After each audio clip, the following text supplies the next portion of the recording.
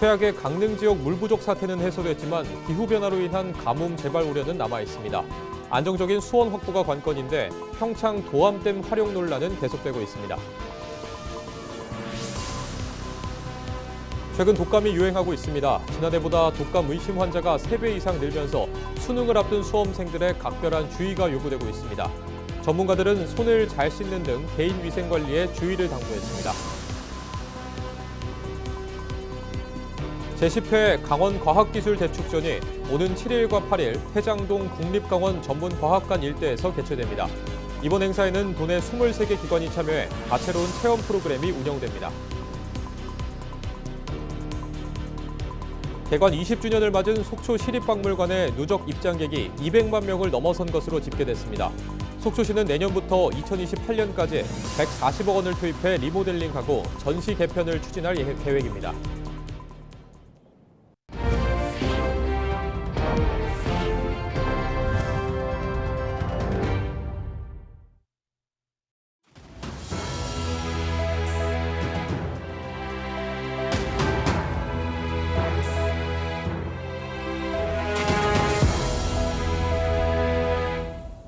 시청자 여러분 안녕하십니까? 헬로티비 뉴스입니다. 강릉 물 부족 사태는 해소됐지만 기후변화로 인한 가뭄 재발 우려는 여전합니다. 이런 가운데 평창 도암댐 활용을 둘러싼 논의가 다시 불붙고 있는데요. 수질 문제와 수리권 갈등 등이 관건인데 이를 둘러싼 논쟁은 한동안 이어질 전망입니다. 보도에 최성식 기자입니다.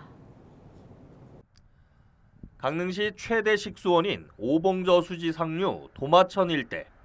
극심한 가뭄으로 작은 실개천에 불과했던 하천이 한 달 반 만에 호수처럼 변했습니다. 대형 급수 차량들이 쉴 새 없이 오가며 물을 퍼날랐던 왕산천도 지금은 상류까지 가득 들어찼습니다. 4일 현재 오봉저 수지의 저수율은 94%, 만수위까지는 채 1m도 남지 않았습니다. 자연 유입량이 늘면서 하루 35만 톤씩 방류가 이뤄지고 있습니다.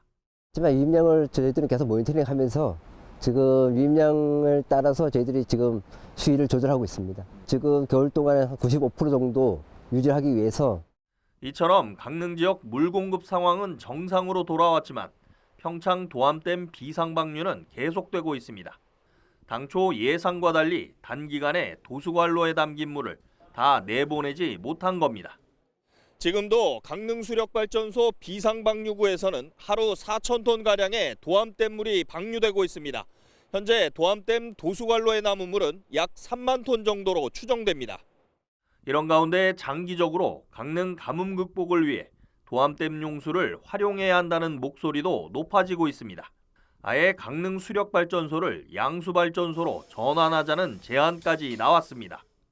이 하부의 저수지를 조성해서 양수발전소로 전환하자라고 하는 제안을 제가 받았는데 강릉과 정선 그리고 국가 전체, 강원도 전체 입장에서도 좋은 제안이 아닌가 싶습니다. 결국에는 이 광역단체에서 먼저 뭔가 좀 깃발을 잡아야. 하지만 수질 문제와 정선 지역 수리권 갈등이 여전한 걸림돌입니다. 의원님도 한번 가보시면 물이 얼마나 오염되어 있는지 바로 눈으로도 확인할 수 있습니다. 수질을 해결하면 저희 입장은 늘 한손 사장님께 같은 물, 같은 온도면 받겠다라는 게 저희 강릉시의 입장입니다. 최악의 가뭄으로 재난 사태가 선포되자 발전 방류 중단 24년 만에 비상 방류를 재개했던 도암댐. 심각해지는 기후 위기 속에 도암댐 활용 논란이 다시 수면 위로 떠오르고 있습니다. 헬로티비 뉴스 최성식입니다. 최근 독감이 유행하기 시작하면서 의심 환자 수가 지난해보다 3배 이상 늘었습니다. 특히 소아와 청소년 사이에서 전파가 빠르게 진행되고 있는데요. 수능이 열흘도 채 남지 않은 만큼 수험생 건강관리에 각별한 주의가 필요합니다. 전소연 기자입니다. 춘천의 한 종합병원. 내과 앞에서 마스크를 쓴 환자들이 진료를 기다립니다. 대부분 기침과 고열을 호소하는 독감 의심 환자들입니다. 기침할 때 목이 너무 찢어질 듯이 좀 아프고요. 그리고 오늘은 또 열도 좀 나고 그다음 온몸이 막 으실으실 지금 너무 아파서. 예방접종을 맞으려는 시민들의 발길도 이어집니다. 많이 걸려갖고 우리 친구들도 그러고 다 아파갖고 그냥 콜록대고 그래서 무서워서 얼른 맞는 거예요. 최근 기온이 뚝 떨어지면서 독감 확산세가 심상치 않습니다. 지난달 19일부터 25일까지 의원급 의료기관의 외래 환자 1000명 중 독감 의심 환자는 13.6명. 지난해 같은 기간보다 3배 이상 높은 수치입니다. 특히 소아와 청소년을 중심으로 독감 확산세가 빨라지면서 수능을 앞둔 수험생들의 건강관리에도 비상이 걸렸습니다. 만 19세 미만 연령층에서의 독감 감염이 두드러지기 때문입니다. 외래 환자 1000명당 독감 의심 환자 비중을 연령별로 보면 7세부터 12세까지가 31.6명으로 가장 많았고 청소년인 13세부터 18세는 15.8명으로 성인층과 비교했을 때 의심 환자 수가 두드러졌습니다. 전문가들은 교실처럼 밀폐된 공간에서는 마스크 착용과 기침 예절 등 개인 위생 수칙을 철저히 지킬 것을 당부했습니다. 더 중요한 거는 일단 1차 예방으로서 전염되지 않게끔 마스크, 즉 비말로 감염이 되기 때문에 마스크 좀 많이 모이는 장소에 가실 때는 마스크를 꼭 끼시고, 그리고 이제 손이나 이런 거에 그 비말이 묻어서 접촉되면서도 옮길 수 있으니까 손 위생 이런 걸 꼭 철저히 하시는 게 좋을 것 같습니다. 독감 증상이 나타나면 초기에 병원을 찾아 치료를 받아야 합니다.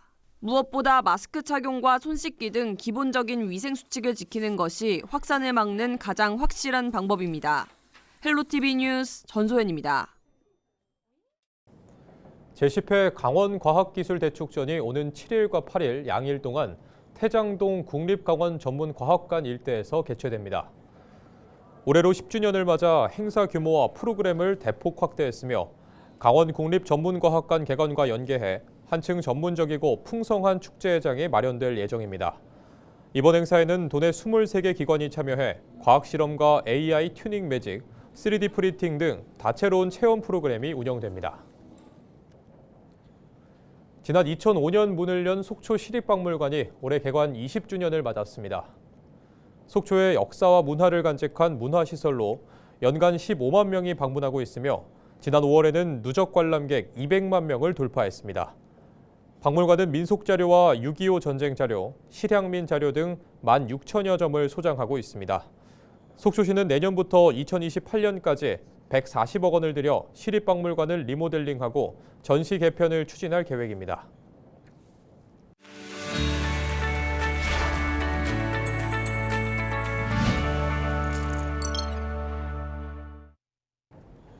오늘 국회는 지금에서는 서울 은평을 김우영 국회의원과 만났습니다. 국정감사 뒷이야기부터 남은 현안 과제까지 짚어봤습니다. 이세진 기자입니다. 종합감사 끝으로 이제 사실상 국감이 마무리가 됐는데요. 돌아봤을 때 좀 기억에 남는 게 있다면 뭐가 있을까요? 박정훈 의원하고의 그 무슨 대립인 것처럼 비춰진 문제. 이제 그거는 뭐 단적으로 국회가 여야 간의 소모적인 싸움을 하는 그런 걸로 비춰지기도 했지만 지금 대한민국의 두 개의 축, 하나는 더불어민주당, 집권 여당이죠. 또 내란을 통해서 권력을 다시 내려놓고 야당으로 돌아간 국민의힘. 근데 그 국민의힘이 내란에 대한 성찰의 자세가 1도 없고 지속적으로 그 내란을 정당화하거나 또 현 정권의 발목을 잡는다거나 그런 문제가 우리 정치의 발전에 얼마나 심각한 걸림돌인지 그걸 확인하는 과정이었다고 생각을 합니다. 과방위 자체도 사실 이슈가 굉장히 많았습니다. 예. 돌아봤을 때 좀 어떻게 생각하시는지. 근데 지금 우리 케이블 방송 뭐 이런 데는 상당히 요즘 뉴미디어, OTT 등 때문에 많이 어렵지 않습니까? 어려운 방송 환경에 대한 개선 정책 그런 것들도 필요한데 아직까지도 그 내란과 연계된 세력들이 성찰과 뭐 물러난다거나 이런 자세가 없이 마치 국민의 권리를 무시하는 자세를 보인 것에 대해서 좀 질타하는 그런 입장이었죠. 당미통일 같은 경우는 이번에 또 첫 국정감사이기도 했잖아요. 주요 정책들이 어떤 것들이 있었는지 좀 말씀해 주신다면요. 뉴미디어 유튜브로 가면서 사이버 레카라 그래서 돈벌이를 위해서 아주 극단적인 가짜 뉴스를 제공하고 그걸로 또 돈을 벌고 이런 게 우리를 정서적으로 극단화시키고 있거든요. 그런 문제를 개선하기 위한 가짜 조작 정보 규제 방안 이런 것들이 이제 하나의 핵심 사안입니다. 방송을 시청자의 눈과 귀가 아니라 권력자의 도구로 악용했던 그런 사례들을 극복하기 위해서 방송통신미디어위원회를 보다 시청자 주권에 맞도록 재설계하는 문제, 그런 것들이 핵심 사안이었습니다. 향후에도 이 부분이 좀 어떻게 변화가 있는지를 계속 이제 살펴보셔야 되잖아요. 향후에 좀 어떤 계획들이 있으신지. 특히나 우리나라의 그 미디어 시장은 구글과 같이 또 넷플릭스와 같이 세계적인 글로벌 기업들이 우리의 망을 활용을 해서, 그런데 세금을 잘 안 내요. 망 사용료 제대로 안 내고 있고, 법인세도 네이버나 우리 국내 포털에 비해서 현저히 적게 냅니다. 그러면서도 많은 특혜를 가져가죠. 이런 문제도 개선을 해야 되겠고, 유선 방송이나 지역 케이블들이 지역 문화 창달에 기여하고 있음에도 불구하고 방송 발전 기금이나 그런 부분에서 충분한 대우를 받고 있지 못한 점, 이런 문제도 앞으로 또 개선해 나가야 될 것 같습니다.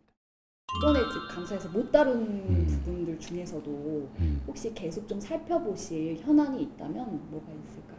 우리의 그 미디어 환경, 아까 얘기했듯이 OTT, 그다음에 인터넷 망, 디지털 망을 활용한 여러 가지 그 좋은 정보들은 권장하고 촉구해야 되겠지만, 가짜 뉴스, 또 디지털 성범죄, 딥페이크를 활용한 개인의 명예 실추, 그런 것들이 대단히 많아지고 있거든요. 인공지능이 우리의 삶에 상당히 긍정적 영향을 미치고는 있지만, 또 동시에 엄청 또 해로운 극단성이랄까, 개인의 정보나 명예훼손이랄까, 그런 것들이 동시에 오기 때문에 그걸 종합적으로 바라보면서 권장할 건 권장하고 규제할 건 규제하는 그런 종합적인 인공지능 또 알고리즘 대처법, 이런 것들이 필요한 것 같습니다. 춘천시가 오는 7일부터 사흘간 봄내체육관에서 2025 강원 바이오 엑스포를 엽니다. 이번 행사는 바이오 산업 대전환을 주제로 열리며 국내 기업 80여 개가 참여해 산업 전시와 투자 상담 등을 진행합니다. 또 춘천시는 개막일인 7일 바이오 산업 대전환 비전 선포식을 열고 4세대 바이오 헬스 혁신도시 비전을 발표할 계획입니다. 강원대학교는 2026학년도 신입생을 대상으로 AI 기반 기초 학력 진단을 전면 실시한다고 밝혔습니다. AI 기반 기초 학력 진단은 신입생들의 기초 학력 편차를 조기에 파악하고 통합 강원대 출범에 따른 캠퍼스 간 학력 격차를 효과적으로 해소하기 위해 마련됐습니다. 강원대는 내년도 전면 시행에 앞서 시스템의 안정성과 효과성을 검증하기 위해 2025학년도 2학기와 동계 계절학기 재학생을 대상으로 시범 프로그램을 우선 추진할 예정입니다. 정성군이 KTX 평창 정선선에 국가철도망 반영을 촉구하는 서명운동을 벌인 지 2달여 만에 5만 명 서명을 확보했다고 밝혔습니다. 이번에 추진하는 노선은 KTX 강릉선 평창역에서 정선과 사북을 잇는 구간으로 개통 시 서울 정선 간 이동 시간이 1시간 20분대로 단축될 것으로 기대됩니다. 정성군은 전국 각지 축제와 행사장을 돌며 10만 명 서명을 목표로 추진하고 있으며 모인 서명부를 정부 관계부처에 전달할 계획입니다.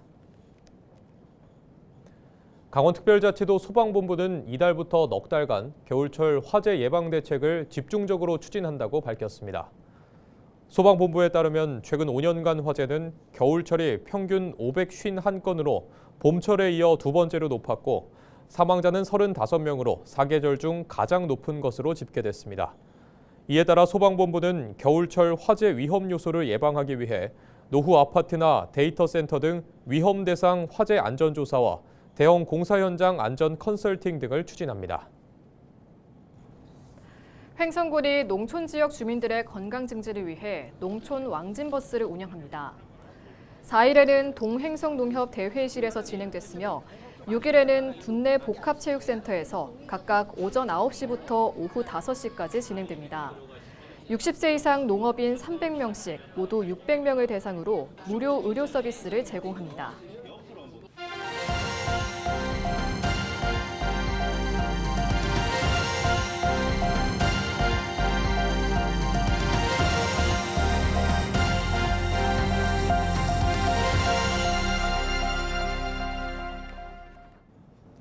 이상으로 뉴스를 마칩니다. 시청해주신 여러분 고맙습니다.